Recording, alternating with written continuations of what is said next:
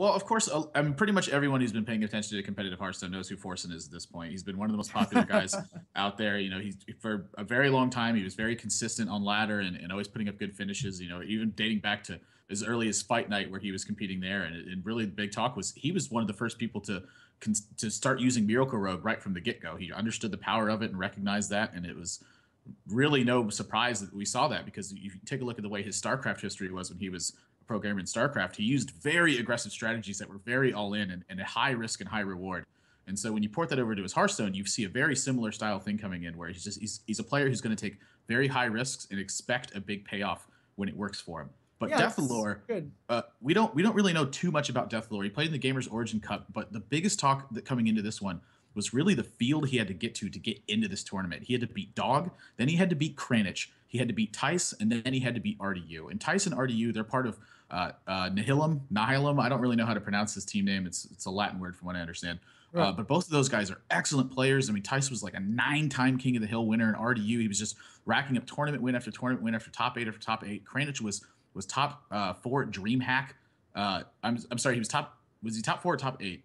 He was top 4. Yeah, he's top 4 at DreamHack. And then Dog is he's been one of these players that you haven't seen him a ton in competitive play, but he's very consistent. He's very strong. To get to a field of that is already impressive. And I'm so excited to see him play here just because I haven't been able to see it very much. Indeed. So yeah, once again, guys, we're gonna start the game. They are actually starting the game. Actually, we can look at the deck list. You guys see their deck choices right now. But with the coup system, we don't even need to talk about the ban until we actually see the classes that they picked, right? That's one of the main features of this tournament as well. We see that they're both using Druid, they're both using Mage. Dethelor is playing Hunter and Warlock, while Forsen is opting not to play any of those and playing Paladin Warrior. Forsen's lineup is quite interesting.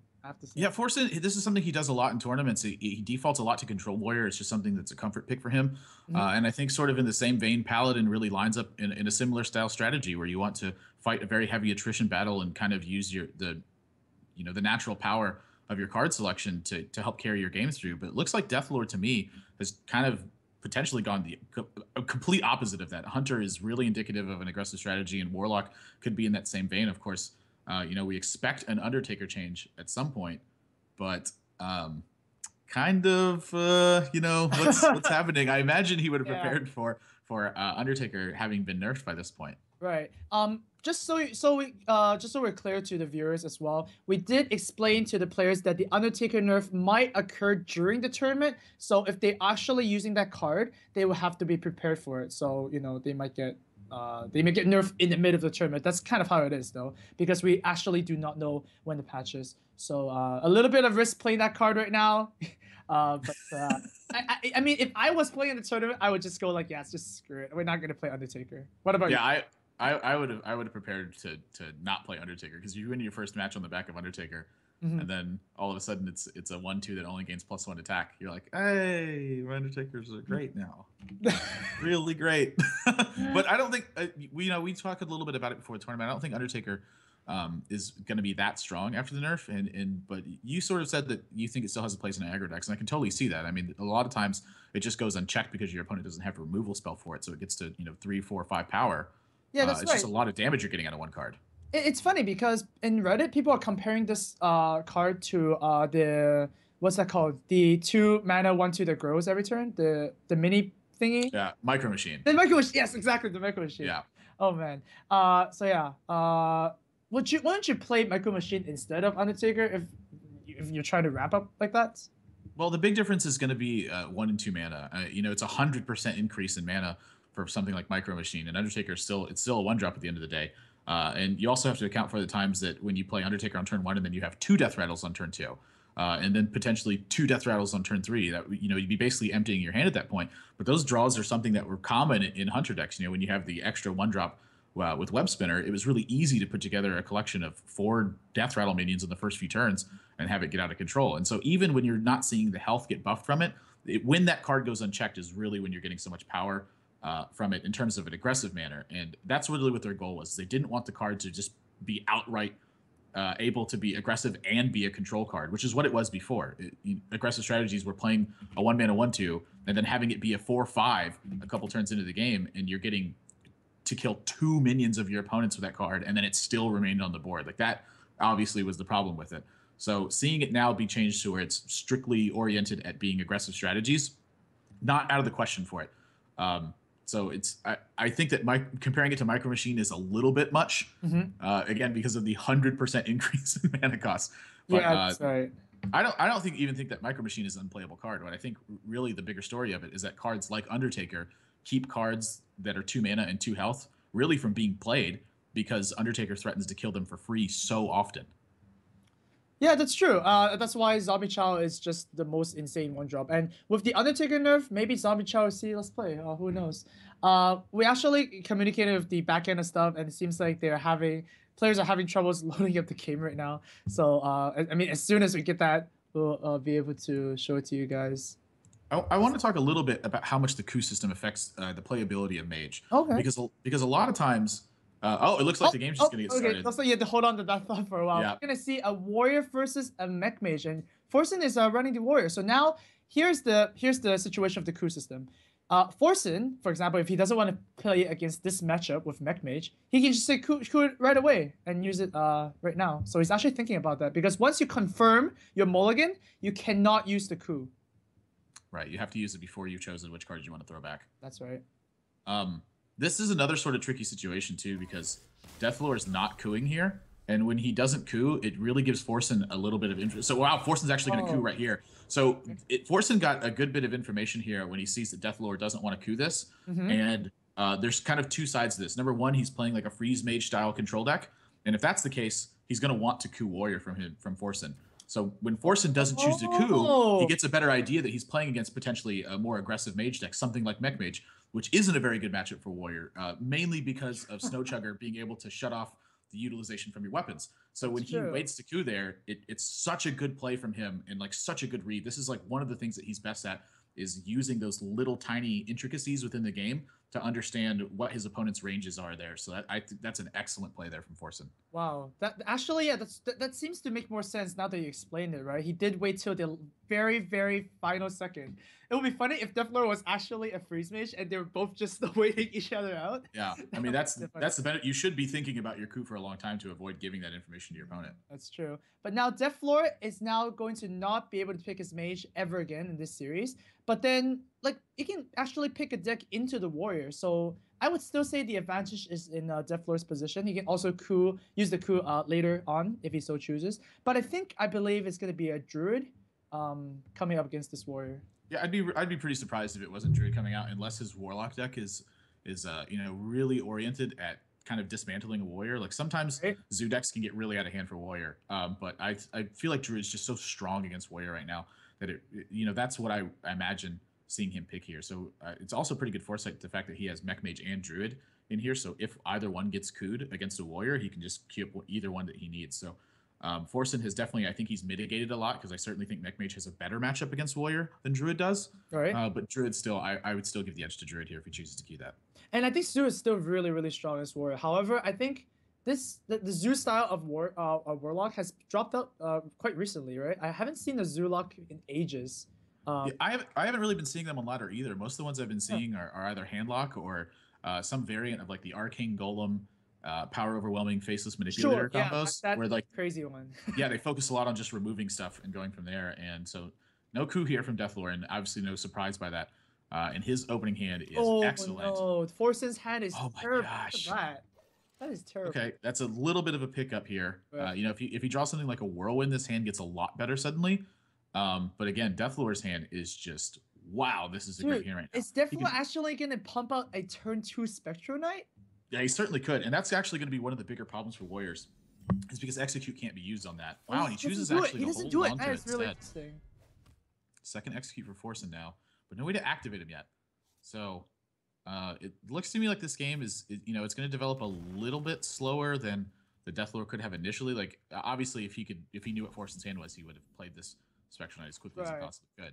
But something that he's looking forward to is being able to, potentially save that innervate to do something like an early Savage Roar Force Nature combo, or maybe even if the game has to extend long enough, he waits till like turn 10 and hopes to draw a second Savage Roar and tries to get in the 22-point combo using the second Savage Roar along with the Innervate. That's something else that's possible. And to be honest, if you do the turn 2 Spectral Knight play, then your turn 3 would be kind of awkward if you don't draw anything. So I think keeping the Innervate is fine, but then you really want to draw cards like Ancient of Lore or even big creatures to really make use of those cards. So that's certainly something he's thinking about too, is his curve considerations. Again, if he didn't draw something on turn 3, he's just going to hero power. So he's basically turning the Innervate into 4 points of damage at that point. So like, if Dethelor's really thinking about this Spectral Knight decision, I mean, what really punishes this? I mean, I'm thinking maybe Crew Taskmaster and Fire War Axe. But yeah, that definitely could. I think something else he's thinking about though is just the potential to deny cards here. Okay. Acolyte is this is one of the key cards of the Warrior decks. When this card gets out of control, they just have too many options available to them. And I think that when he plays the Keeper of the Grove here, it's pretty indicative of the fact that he wants to try to keep his opponent's options to a minimum. Forsen's going to use Shield Block to find some more cards that he can play, but unfortunately it's another big bomb. So he's going to have to survive this initial onslaught from Dethelor. Well, it's not really onslaught, it's just... I'd actually be really surprised if he didn't play this Shaded Next Ramas here. I mean, Brawl is something he's going to think about, of course, but... gosh, I mean, I see a lot of value in it. He's going to choose to hold it off, and I can... Oh my gosh, and look, Iron Beak Owl is picked off straight away, and now this Spectral Knight's going to be able to get dealt with so easily from a Shield Slam. That was such an important turn for Forsen now, because we talked about how his hand was staggering in the early game. Yeah, that's But now look at his hand. I mean, if he gets through a relatively clean turn 6, he's going to scale into a 7, 8, and 9 drop. Yeah, I mean, that owl is pretty good. And we noticed that there was a while that Warriors didn't really want to run Silence, because, like, why would you want to run such a weak card, right? But with all these buffs going around, and even Paladins being insane with, like, Tyrion and stuff like that, running Silence is really feasible in Warrior, and Forsen gets rewarded by that. But now Dethelor, on the other hand, he has 2 Shades, and they're going to start growing if there's no answer for them soon. It's tough to answer these, so... Very tough as a Warrior. Yeah, Forsen's turn 5 is looking pretty poor at the moment. And it looks like Dethelor's really considering using this Innervate to take out this Iron Beak Owl, too. I'm not sure how important that Iron Beak Owl is at the moment. He's going to go ahead and go with it. Well, it seems like the Innervate, the longer the game goes, the less value it is. You mentioned that the Innervate could have been used to, get the Shade out an earlier turn. So, I mean, if Dethelor doesn't do that, then he might as well use it now. Second Shield Slam pick. I'm curious if he ever wants to Shield Slam a Keeper of the Grove here. I mean, it's kind of a Druid, but did Dethelor actually reveal any cards to symbolize that he is a, more of an aggressive Druid? I guess Spectral Knight is one of the key cards, right? Because Ramjet plays Belcher instead. Yes, I mean, the Spectral Knight certainly is an indicator, and then, of course, 2 Shaded Next Ramas is also an indicator. Strifecrow was running 1 copy of Shaded Next Ramas in a ramp deck he played, where I saw him play about a week ago, where he was running a couple Zombie Chows and then, a few 3-drops to kind of shore things up. Big Game Hunter comes in hand, so... That's going to be coming handy. Yeah, definitely some check here on what's going on, but again, Forsen's hand's just so big. But these Shades might end up being too much to deal with when he couples that with Force Nature Savage Roar. He's getting another 4 points of damage off his Savage Roar. So, these boom bots, he's gonna need these to like kill Shades, which is a pretty tall order right now. Yeah, especially with 2 targets as well. Oh my gosh, this is gonna be kind of an ugly turn here for Forsen, and then he's even got combo available to him next turn. I mean, this could 14, 20, 24. I mean, this could be potentially lethal next turn if this board isn't checked properly. Yeah, I mean, Dethelor right now has a very smooth turn. He can just swipe the Acolyte, for example, and then BGH the Dr. Boom and have a clear board. He could just BGH the Dr. Boom and play Pilot Shredder. That's another very reasonable option available to him. That's true. Where's See how these boom bots go? 3 and unfortunate. That Shade does not die. Yeah, this is a this is looking terrible for Forsen now. Yeah. 24, 20. Yeah, I mean, this is lethal damage available next turn. It's a million damage. It's $1 million. Yeah. And Forsen does not have 1 million health at the moment, so it's kind of troubling. I imagine this Ragnaros is going to get yellow next turn. Whoa! Wow, and look at this. Dethelor even adding up the numbers and realizing that unveiling this Shade to get 4 extra points of damage is potentially something that's worthwhile. So Wow, Forsen now he's got very good attack actually. oh gosh. Oh, he's gonna have to use execute this turn. No, is he actually thinking of like replacing his axe? Oh no. Okay. Yeah, I think he wants the armor up. All right. Yeah. Well, here is like 29 health, and the combo only deals say 7 plus 14 right now, so not quite just yet. 21 damage, but Outgrowth is a deck card. yeah, right now it's Doug. He's gonna have to wait till next turn to do that. Mm-hmm. Yeah, I tried to coin Wild Growth one time. And yeah, that doesn't work. Yeah, that mana gets consumed before. Oh, yeah. Don't you think Wild Growth is one of those cards that's just so weird, right? I don't know. It feels like Wild Growth shouldn't be able to draw your card when you're at 10 mana because no other cards have such kind of thing, right? Where if it doesn't work, then you get something else. Yeah, it's a sort of unique effect. I think the major trade-off there was that it's so good in the early stages and then so bad in the late stages that It's so bad. They needed something to justify playing it. That's true. But Forsen a couple options available to him now, and Ragnaros looks like an appealing one to me. Oh, I love Ragnaros here. He cannot execute the Shredder guy though. Oh, Amaz loves Ragnaros here? No. Oh my god. But I think there's some justification to playing Alexstrasza though. I mean, he's seen Big Game Hunter. Mm-hmm. If his opponent doesn't have combo next turn, Forsen knows he's still got coin in his hand. So his range in 4 cards would have to be Force Nature and Savage Roar. Which does kill him right now though. Yeah, it does kill him. So, but I think there is merit to playing Alexstrasza here, and trying to make a push to end the game because the longer this game goes on, the more likely it's going to be that Dethelor gets to the Force Nature Savage Roar. So he's got to find a way to. Ragnaros does have a very high chance of cleaning something up. Yeah, I love the Ragnaros play. This is an important hit. He needs to hit that Shaded Next Ramus. Oh! Wow, and he picks it off. Good. Oh, he's still in the game. Wow. Oh my gosh. And now Dethelor is well, he just picked up a Drake, so that's something to play at least. But look at this. This Ragnaros is gonna go unchecked unless you spend the combo to kill it. But you don't do that. You're not gonna do that. Oh my gosh, he gets Wrath, so that's not gonna be quite enough yet. This Oh, Wild Growth's gonna have to see if he can pick up something else. Right. You know, that coin actually could come in handy if he picks up like another Piloted Shredder or something.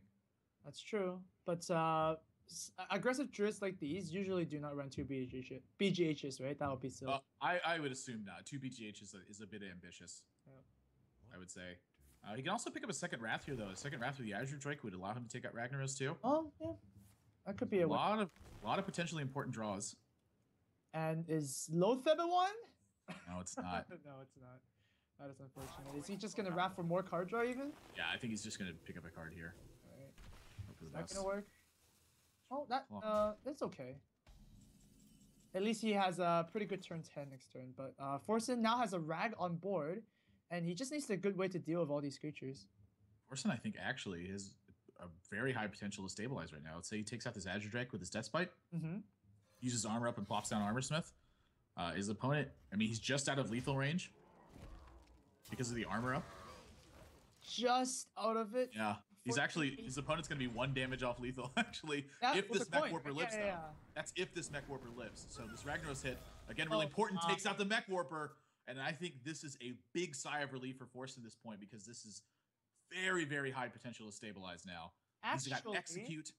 For Dethelor, he has the Druid of the Claw in charge for him, so he might just go, you know, pretty YOLO here. But then the thing is, like, do you keep this Armor Smith alive? Because there is a Death Smite that's equipped, and that's even more health. And if you kill it, you're wasting 4 damage as well.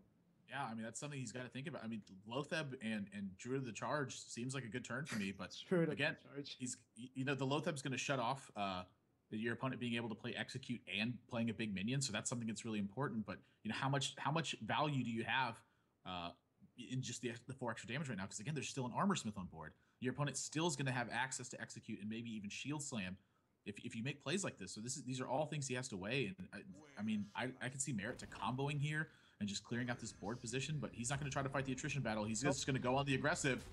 Druid of the Charge it is, and oh my gosh, he's just.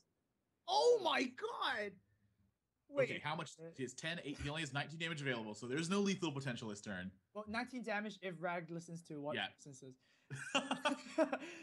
Well, okay. You could try and clear the board with your weapon and then Alexstrasza yourself, but then you also need Ragnaros to kind of like. Actually, no, you can't lift that way. Can you? Yeah, you can live that Oh, way. you So can because you have Armor Smith. yeah, because he's got the Armor Smith out. So Right. there's also the potential. Again, he's seen BGH at this point too, and he's seen one Keeper of the Grove. So using Grommash here strictly for value, it really feeds into what his game plan is too, which is he's been trying to just get more value out of his opponent and stabilize through a position where Force Nature and Savage War was a possibility. So to see him use Grommash here would not surprise me. The play that I don't want to see is Alex Straza himself post a Deathbite hit. Okay. That's the one I don't want to see because that puts him in a possibility to lose to something like Force Nature Savage War. My greetings on Dethelor. Oh man, giving him some force and extra pressure. He's hovering over Grommash. He has to think a little bit faster. Oh, he's gonna go with the. Oh, he's gonna Deathbite first and then play the Grommash and armor up. Yeah, he's got to make a decision though. He's running out of time. Yeah, if he plays Grommash first, he gets an extra armor. What is he doing? What is he doing? Oh, he's gonna use Execute instead. Yeah, he's gonna go with Execute. And play armor, and he still goes above the magical 15. Yep, he's still 1 point out of range. Oh man. Forsen's got pressure now to potentially start ending this game. Deathlor's only got one play available to him unless he draws something really good here. Mind Control Tech is going to allow him to put a second minion on the board, but my gosh, this is coming so close. And he's still got some draws that could be like amazing here too. Like if he picks up an Innervate and a Savage Roar, the second copy of Innervate and the second copy of Savage Roar, oh yeah, there's just almost no way Forsen's going to win that game. So Ancient of Lore drawing 2 cards here, but he's also got to be worried about potential lethal from his opponent. Like say he plays Ancient of Lore, and then his opponent just decides he's going to Grom him. Right. Say some sort of activator. He's got to worry about the Ragnaros hit and where it goes. Well, unfortunately, the Druid in this position, it's just that time where you need to kill your opponent, right? You can't really worry about lethal. So just the play that sets up the best way to lethal your opponent is the play you're gonna make. And Dethelor does choose to do the 2 bodies. Oh! Taskmaster gets picked up. But that's not lethal! Oh my gosh. Yeah, Forsen's got more plays available to him here. He could even Cruel Taskmaster, the Ancient of Lore. And then yeah, snipe it off. But then he's got to do. But then Ragnaros, if it misses, then it's still dead. So yeah, I mean he's got to do something to take care of this board. So it looks to me. Oh, he's doing that play. That means Ragnaros needs to hit the MC Tech or he's dead. Right? Oh man. So MC Tech is going to give him 50. It's going to give him 20 total damage. Forsen's up to 18. Wow, this Ragnaros shot is going to have to take out this Mind Control Tech. And can he get a third one? No, finally misses. Wow. And that's going to do it. Dethelor has just enough damage for lethal. A couple points over. Wow, Forsen was so close to taking control of this game, but this is just how powerful this matchup is for Druid. You always have to be worried about this combo coming through, and that's going to be game 1 over to Dethelor now. And this guy, I mean, he's putting up a good argument for being one of these Titan Slayers at this point. Oh, I just feel really sad for Forsen. He went through so much. He had to do 2 rag snipes, and then the last one didn't work out, so he lost. That's just pretty sad. Wow. I want to talk a little bit about the difference between using Execute on that turn and using Grommash on that turn, because this is actually, that tempo play actually ended up making a big difference in this matchup. Had he had access to Execute, he could have used his Armor Smith to execute something, and he could have continued to use Grommash for value at that point and relied on the Ragnaros to pick up basically all the damage he's investing into minions into putting that damage into face, and then eventually used Alex Straza to put himself way out of range once he had a bunch of armor left. Because that's the other thing Grommash would have been doing, is it would have been getting armor value from attack as well, because that Armor Smith's there. So I don't know how much difference it would have actually made, but